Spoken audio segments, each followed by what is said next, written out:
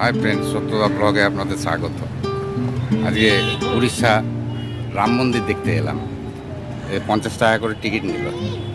ওই ওখান থেকে টিকিট কাটলাম। এবার এই মন্দিরে যাব, এই মন্দির দর্শন করব। এই রাম মন্দির নতুন হয়েছে, 4 মাস হলো বলছে। সুন্দর বানিয়েছে। ভেতরে যাই, দেখি গিয়ে কী অবস্থা না অবস্থা।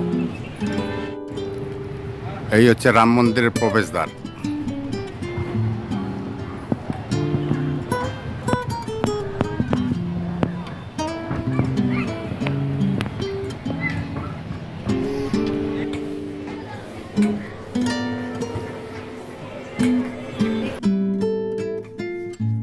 উড়িষ্যার পুরীতে সমুদ্রের তীরবর্তী অঞ্চলে এই রাম মন্দির প্রতিষ্ঠিত হয়েছে, তাও টেম্পোরারি শুনলাম।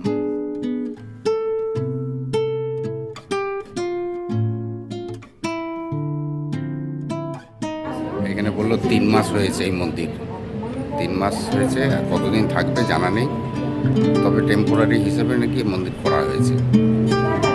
এখন সেটা ভবিষ্যৎ বলবে কি, মানে পারফেক্ট কিছু বলতে পারছে না।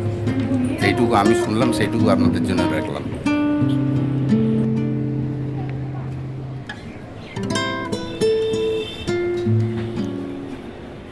টেম্পোরারি রাম মন্দির ঘুরে গেলাম, খুব সুন্দর বানিয়েছে